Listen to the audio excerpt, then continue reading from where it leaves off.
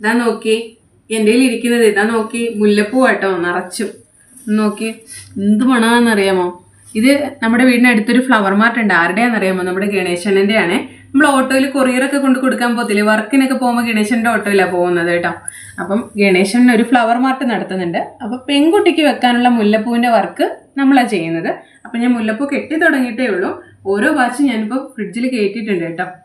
ഞാനിത് പറയാൻ വന്നത്, നമ്മൾ ഈ ചെടിയുടെ കാര്യങ്ങളൊക്കെ ഇത്ര കാര്യമായിട്ട് ചെയ്യുന്നതിന് മുമ്പായിട്ട് ഒരു 5-6 വർഷത്തിന് മുമ്പ് ഗണേശനം കൊണ്ടുവരുന്ന ഈ ഒരു മുല്ലപ്പൂവിന് വേണ്ടിയിട്ട് കാത്തിരുന്ന ഒരു സമയമുണ്ട് കേട്ടോ. ഞാൻ എപ്പോഴും വിചാരിക്കും മുല്ലപ്പൂ കിട്ടുമ്പോൾ നിങ്ങളോടൊന്ന് പറയണമെന്ന് വിചാരിക്കും. അപ്പം ഈ 1 കിലോ മുല്ലപ്പൂ കിട്ടുമ്പോൾ ഗണേശന് എനിക്ക് 100 രൂപയാണ് തരുന്നത്. ഈ 100 രൂപയ്ക്ക് വേണ്ടിയിട്ട് ഞാൻ നോക്കിയിരുന്ന സമയങ്ങളുണ്ട്. അത്താൻ എൻ്റെ എല്ലാ കാര്യങ്ങളും നല്ല രീതിയിൽ ചെയ്യും. ഞാൻ എന്ത് പറഞ്ഞാലും അത്താൻ ചെയ്തു തരും. കാരണം നിങ്ങൾക്കറിയാലോ എനിക്ക് ചെടികളോട് ഇച്ചിരി വട്ട് കൂടുതലാണെന്ന്. അപ്പം ഞാൻ ഓരോ സമയത്ത് ഓരോ കാര്യങ്ങൾ ചെയ്യുമ്പോഴൊക്കെ അത്താൻ ഒന്നിനും എനിക്ക് എതിര് പറയാണ്ട് എൻ്റെ ഒപ്പം നിന്ന് എല്ലാ കാര്യങ്ങളും ചെയ്തു തരും. പക്ഷെ എന്നാലും സ്വന്തമായിട്ടൊരു 100 രൂപ കിട്ടണം എന്നുള്ളത് അതിൻ്റെ ഒരു മോഹമായിരുന്നു.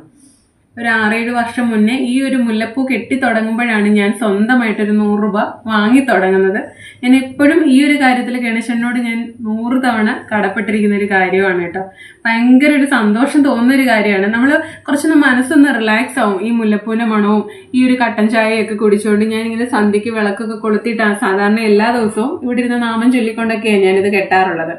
അപ്പം നമ്മുടെ പരിപാടികളെല്ലാം കഴിഞ്ഞ് നമ്മളൊന്ന് ഫ്രീ ആയിട്ടിരിക്കുന്ന സമയത്താണ് ഇതിങ്ങനെ കിട്ടുന്നത് കേട്ടോ. അപ്പം എങ്ങനെയുണ്ട്, നിങ്ങൾക്ക് ഇഷ്ടമായോ ഈ മുല്ലപ്പൂ ഒക്കെ? അപ്പം ഈ ഒരു സന്തോഷം നിങ്ങളോടൊന്ന് ഷെയർ ചെയ്യുക എന്നുള്ളതാണ് എൻ്റെ ഏറ്റവും വലിയൊരു സന്തോഷം കേട്ടോ. എങ്ങനെയുണ്ട്, ഇഷ്ടമായോ? Okay, by.